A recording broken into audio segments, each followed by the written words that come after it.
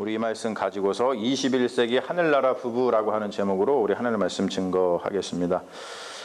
우리 지난주에는 우리 자녀들 교육 같은 거 이런 것에 대해서 제가 얘기를 했죠. 그러니까 지지난주죠. 제가 지난주에는 없었으니까. 또 가정의 달이잖아요, 5월이. 그래서 이제 마지막으로 우리 21세기 하늘나라 부부에 대해서, 우리 부부의 어떠한 그 삶에 대해서 우리 다시 한번 생각해 보는 시간을 갖겠습니다. 오늘 부부가 같이 교회에 오신 모든 분들 하나님의 은혜가 충만할 줄로 믿습니다. 예, 오늘 가뜩이나 저기 뭐죠? 저기 레이버데이? 메모리얼 데이, 현충일, 그렇죠? 현충일이어가지고 어디 가신 분들이 많이 있잖아요. 우리 미국 교회도 아침에 보니까 11시에 차 7대 서 있더라고요. 목사님 차까지 합쳐가지고. 그래가지고 야, 이거 큰일 났다 그랬는데 우리도 그렇습니다. 아무튼 오늘 하나님의 은혜가 충만할 줄로 믿습니다. 에베소서 5장하고 6장을 보면은 가정 준칙에 대한 이야기가 나오죠. 영어로 household code라고 그러고, 이게 이제 마틴 루터의 용어입니다. 그래서 마틴 루터가 독일 사람이니까 독일 말로 하면 하우스타펠이라고 하는 그런 말이에요. 가정 준칙. 그리스도인의 가정은 어떻게 세워나가야 되는가, 그런 가르침을 주고 있죠. 자, 성경 시대의 가정은 남편과 아내, 그리고 자녀들, 그리고 종들로 구성이 되어 있습니다. 좀 다르죠, 여러분?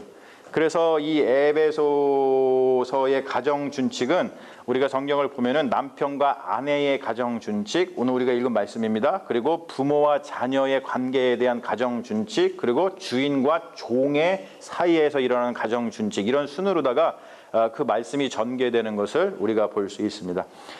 지금의 가정 구성은 성경 시대의 가정 구성과 많이 다르죠. 자, 우선 여러분, 종들이 가정에 포함되지 않아요. 자, 집에서 종 있으신 분. 제가 아침에 저기 교사 예배 드리니까 집에 종 있으신 분 그랬더니 제가 종입니다 그러시더라고, 어떤 분이. 이름은 말씀드리지 않겠어요. 여러분들이 개스해 보세요. 자, 그리고 요즘엔 가정에 아빠와 엄마가 반드시 있어야 되는 것도 아니죠. 요즘에 편부모 가정이 참 많이 있습니다. 그 말은 뭐냐면 편부모 가정이라도 법적인 보호를 받는다는 그런 뜻입니다.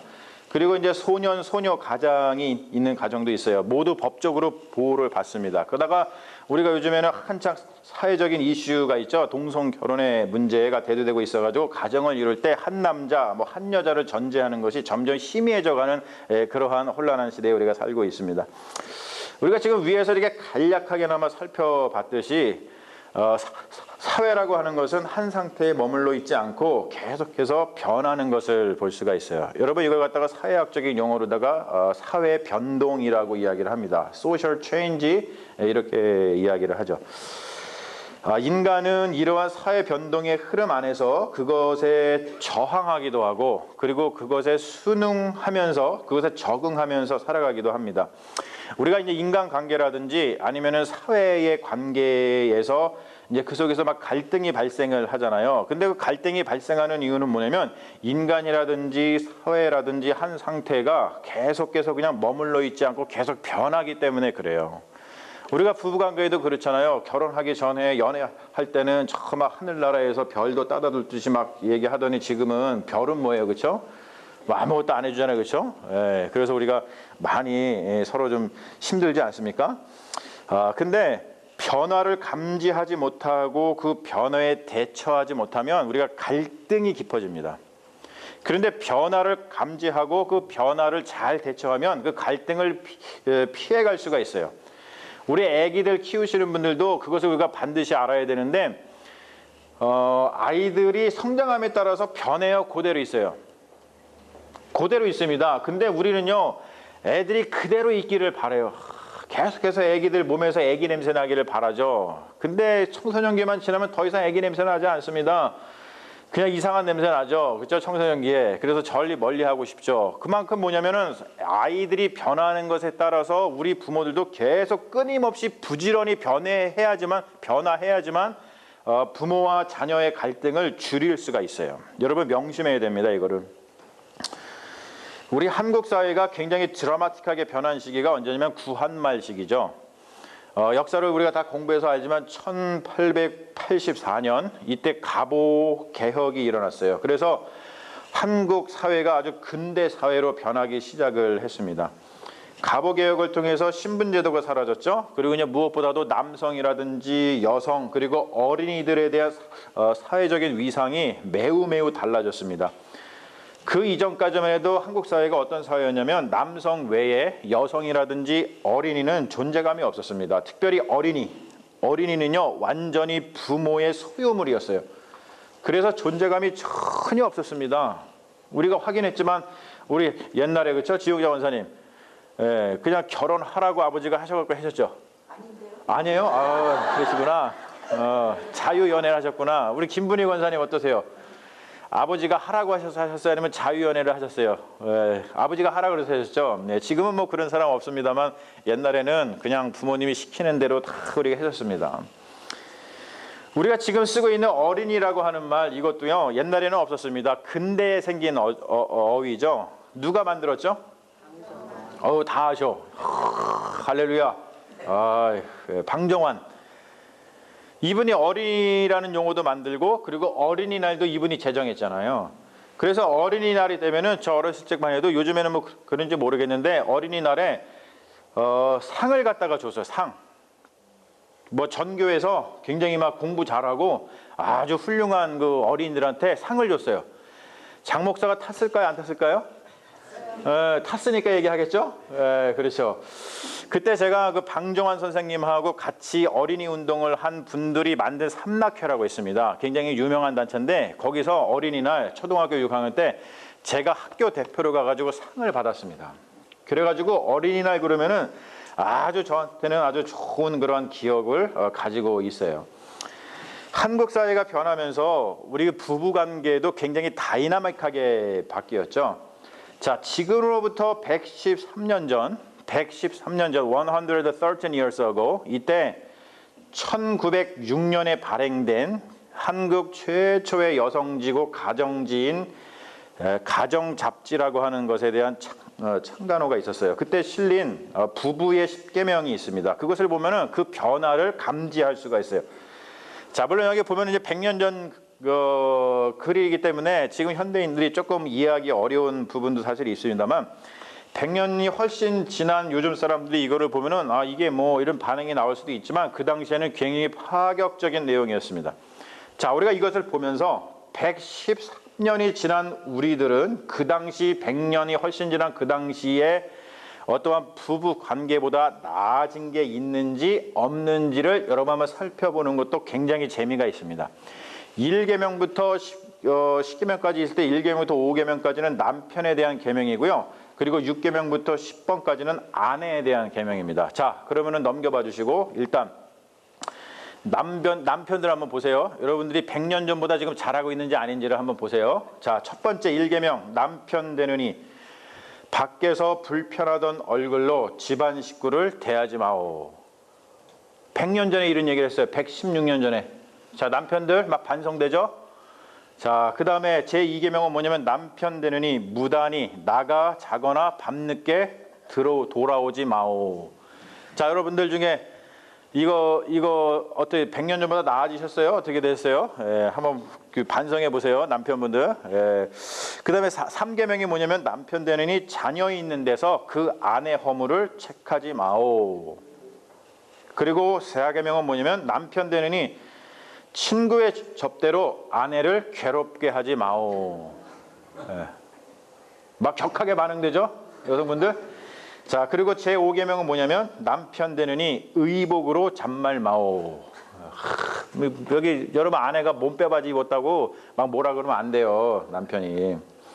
자, 이게 남자들한테 주는 5개의 계명이었고요. 자, 그 다음 거를 한번 보죠. 아내 되느니, 아내 되느니 6계명 남편의 부족한 일이 있거든 조용히 남편에게 권할 것이요 결단코 군소리 잔소리 마시오. 이것도 뭐 갑자기 막 오죠, 여러분들. 자, 7계명 아내 되느니 물건이 핍절한 소리 내기를 절조 있게 하시시오. 이게 뭐냐면 집에 좀 뭐 살림이 좀 힘들고 어렵더라도 남편 바가지 긁지 말고 좀 좋은 소리를 해라 그런 뜻입니다. 자, 그리고 8계명 아내 되느니 남편이 친구하고 담화할 때 뒤에서 엿보지 마시오. 자, 그리고 9계명 아내 되느니 함부로 남편에게 의복 구하기를 일삼지 마시오. 여러분 남편한테 자꾸 옷 사달라고 그러지 마세요. 자, 그리고 10계명 마지막 아내 되느니 남자들 격하게 반응할 겁니다. 항상 목소리를 크게 하여 역하게 하지 마시오.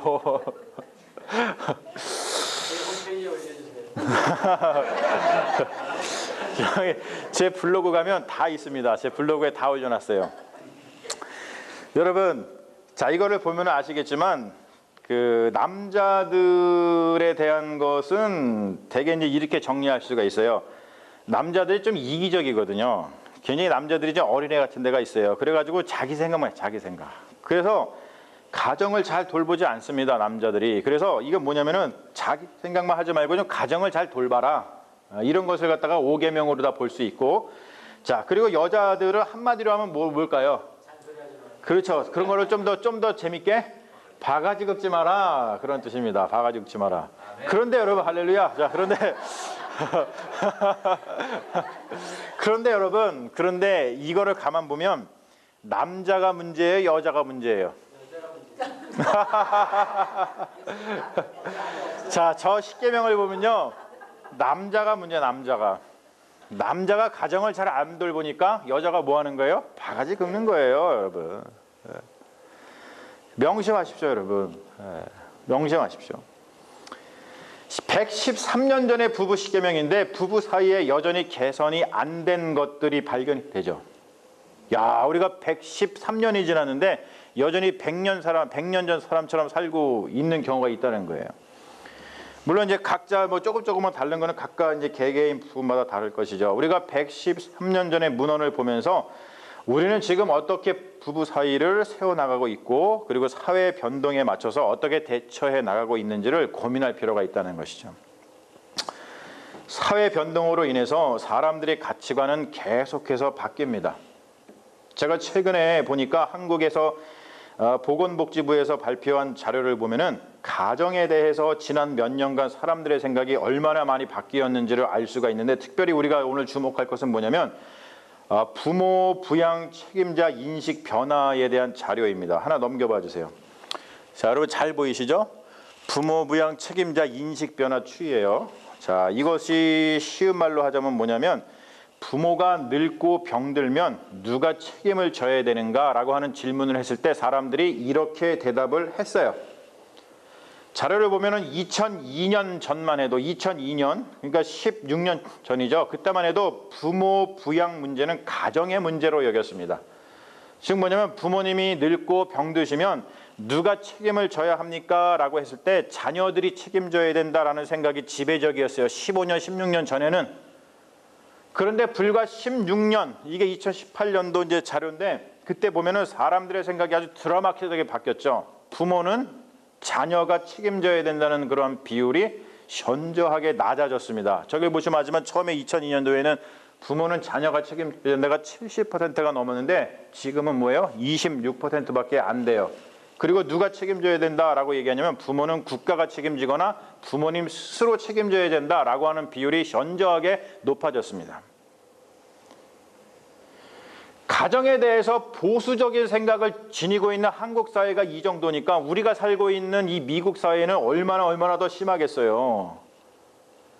여러분, 이 통계를 통해서 알 수 있는 사실, 우리 부모 세대가 깊이 깨닫고 대처해야 할 팩트, 그게 뭐냐면 더 이상 자녀들에게 노후를 기댈 수 없다는 것이에요. 자, 그런데 문제는 뭐냐면 한국 부모들은요, 이 팩트를 받아들이기를 너무너무 힘들어합니다. 왜 그렇죠? 아이들을 키우면서 부모의 아주 지극정성 때문에 그렇습니다. 우리 한국 부모들은 이렇게 생각을 해요. 아이들을 우리가 힘들게 키웠으니까 야, 우리 아이들이 이제 크면은 우리에게 뭐 할 것이다? 효도할 것이다 라고 생각을 합니다. 그런데 여러분, 그것은 부모 세대의 생각일 뿐이고 자녀 세대들은 부모의 노후에 대해서 아무런 인식도 없고 아무런 관심도 없습니다. 여러분 그게 팩트예요. 팩트. 여러분 마음이 어떠세요? 괘씸하죠? 근데 이게 뭐라고요? 팩트라고요. 팩트. 네. 부모 세대는요, 이러한 팩트에 우리가 충격을 받아가지고, 야, 이 괘씸한, 이런 괘씸한 놈들, 여러분 이렇게 하면서 우리가 감정 낭비만 할 수 없다는 거예요. 대책을 세워야죠. 그게 여러분 현명한 부모입니다. 가장 현명한 대책은 뭐냐면, 부부가 서로에게 마음을 새롭게 정비하는 거예요. 뭐냐면, 다른 말로 표현해서, 세월이 지날수록 우리가 늙어갈수록 의지할 수 있는 것은 자식이 아니라 누구다? 옆에 있는 배우자밖에 없다라는 생각을 여러분 간절하게 가져야 된다는 겁니다. 우리가 이뻐서 죽으면서 성성스럽게 키운 자녀들은요, 우리 노후에 관심이 없어요. 팩트라고요. 팩트. 내 아들은 안 그럴 것이다. 안 그래요, 여러분. 내 딸은 안 그럴 안 그럴 테니까요. 그건 우리의 착각입니다. 우리가 왼수같이 싸우면서 살았지만 결국 배우자 외에는 나의 노후를 지켜줄 사람이 아무도 없다는 거예요. 할렐루야. 아멘. 할렐루야. 아멘 크게 하세요. 아멘 크게 하세요. 이거 중요한 문제예요. 그래요. 그렇죠? 네. 에코를 약간만 좀 줄여주세요.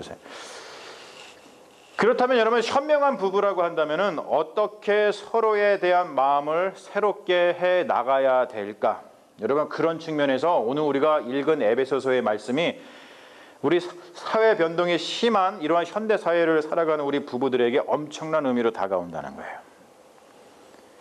에베소서에서 말하는 가정 준칙의 근본 원리는 뭐냐면 상호 복종입니다. Mutual submission. 상호 복종이에요.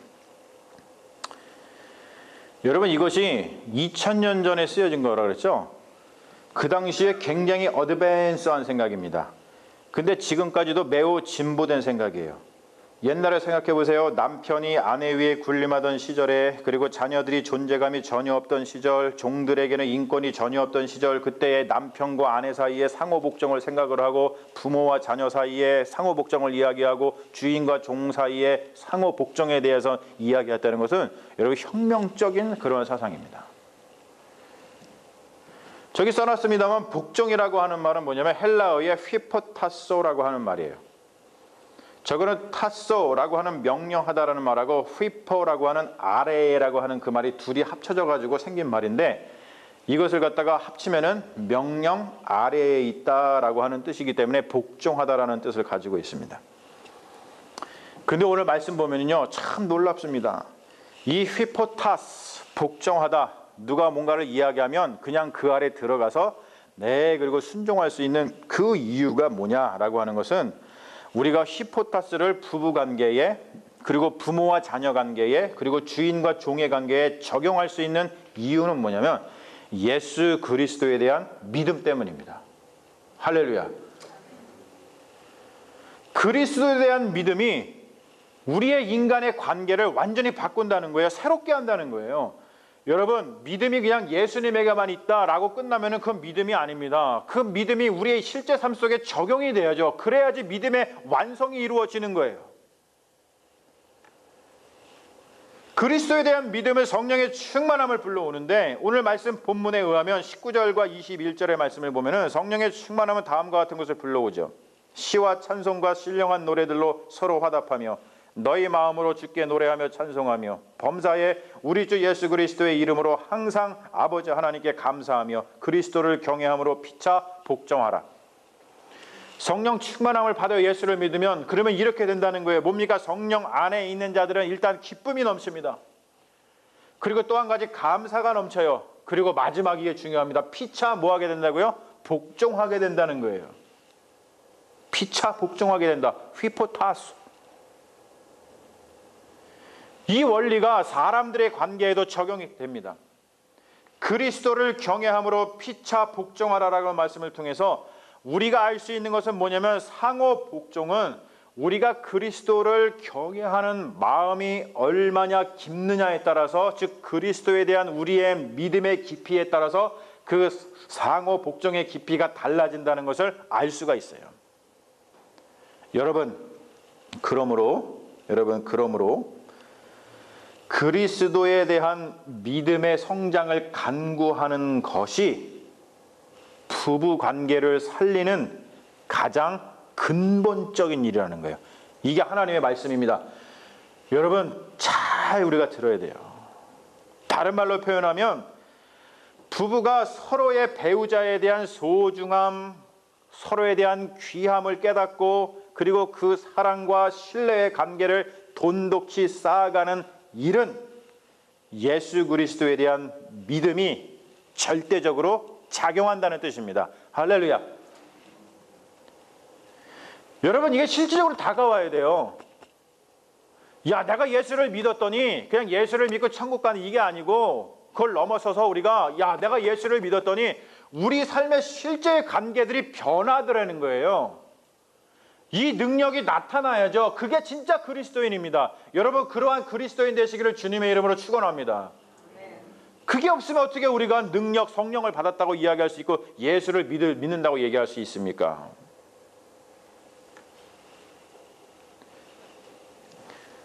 성경은요 이렇게 복종, 뮤추얼, 자발적 순종에 대한 축복에 대해서 이렇게 이야기를 하고 있어요.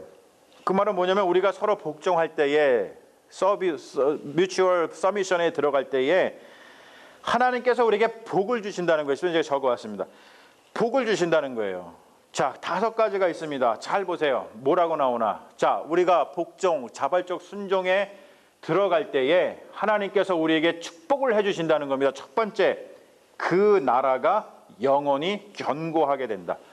우리가 그 나라를 갖다가 누구에게 적용해봐요? 가정에게 적용하면은 그 가정이 영원히 견고해진다는 거예요. 요즘에 얼마나 가정이 힘든 게 많이 있습니까? 가정이 흔들리는 게 많이 있습니까? 근데 우리 믿는 이들이 예수 안에서 있으면 가정이 견고하게 선대요. 너무나 축복 아니에요, 여러분?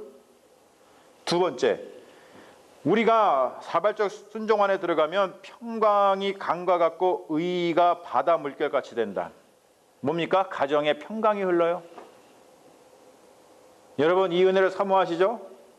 할렐루야. 얼마나 좋습니까? 가정에 평강이 흐르면 가와만사성.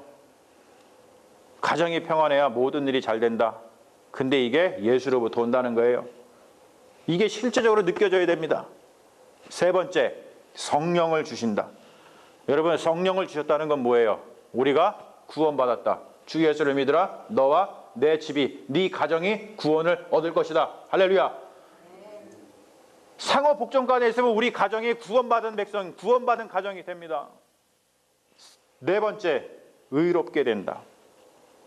다섯 번째, 순종이 제사보다 낫다. 여러분 우리가 예배를 열심히 드리는 것도 중요하지만 우리가 상호 복종 가운데 가정을 잘 세워나가는 것도 너무너무 중요한 일이라는 것을 하나님께서 저 복을 통해서 우리에게 보여주고 계시다는 거예요.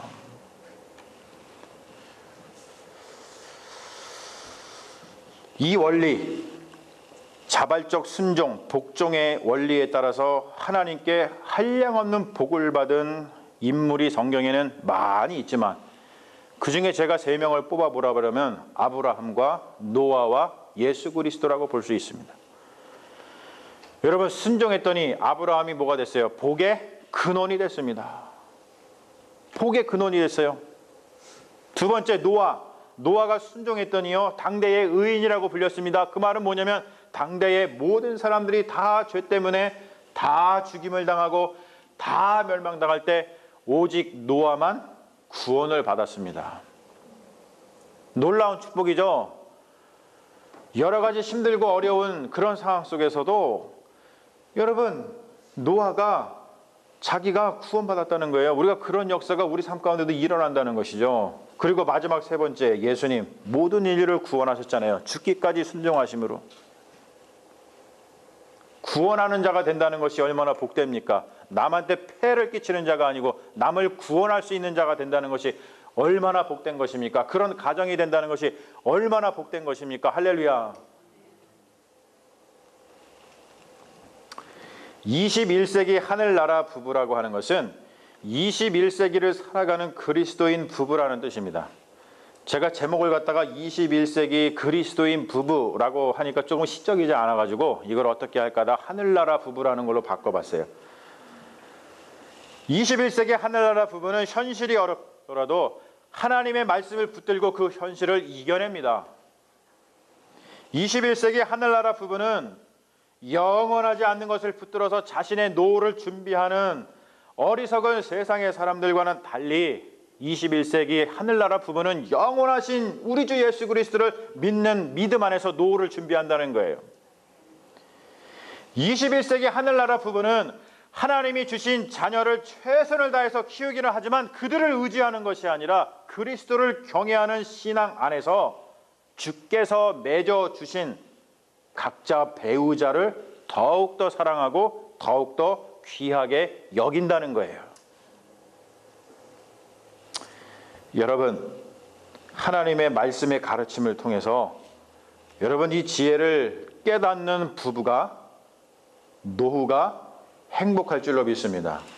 여러분, 젊었을 때의 행복보다 더 중요한 거는요, 노후입니다. 늙지 않았는데 어떻게 넌 그렇게 잘하니? 우리 어머니 통해서 알아요. 저는 너무 감사해요. 어머니가 저를 늦게 낳으셔가지고 우리 어머니가 지금 80 중반이시잖아요. 노후를 보니까 야, 노후가 중요하구나. 너무나 깨닫습니다. 우리 어머니 행복하게 사셔요. 예. 여러분들 그렇게 행복하시기를 바라요. 노후가 중요합니다. 다시 한번 말씀드립니다. 하나님의 말씀의 이 가르침을 통해서 이 지혜를 깨닫는 자들은 부부가 노후가 행복할 줄로 믿습니다. 할렐루야. 여러분, 이게 부부가 좀 떨어져 있는데 각자 부부를 좀 보면서 한번 얘기해 보세요. 각자 부부를 보시면서, 부부가 없으신 분들은 이렇게 저기 십자가 보면서 그냥 부부라 생각하시고, 자, 뭐라 그러냐면 그윽한 눌러. 주사님 빨리 봐요. 김지현 주사님 빨리 봐요. 뭐 안 보고 그래. 빨리 이거 말씀에 순종해야지. 그래야지 복 받는다니까요. 말씀해야지. 자, 보세요. 자, 뭐라 그러냐면 당신밖에 없소. 당신밖에 없소. 예, 당신밖에 없소. 여러분, 너무나 중요한 거죠. 팩트입니다. 여러분, 이 말씀으로 여러분들의 부부의 삶이 날마다 새로워지고 날마다 행복해지시기를 주님의 이름으로 축원합니다. 아멘. 우리 기도하겠습니다. 주님, 21세기를 살아가는 부부들은 사회의 가치관 변화로 인하여 많은 어려움을 겪고 있으며 그것을 이겨내기 위해서 깊은 지혜가 필요합니다. 주님, 우리 부부는 100년 전보다 잘하고 있습니까? 우리 부부는 새로운 시대를 준비하고 있습니까? 이제 부부 외에는 의지할 곳이 없는 시대가 되어가고 있다는 것을 깨닫게 하셔서 그 어느 때보다도 행복한 부부의 삶을 가꾸게 하여 주옵소서. 무엇보다 주님의 말씀을 청종하여 상호 복종의 도를 배우게 하시며 그것은 우리 주 예수 그리스도에 대한 믿음의 깊이와 정비례 한다는 것을 깨닫게 하셔서 부부가 한 마음이 되어 그리스도를 아는 일에 최선을 다하게 하옵소서. 예수님의 이름으로 기도합니다. 아멘. 할렐루야.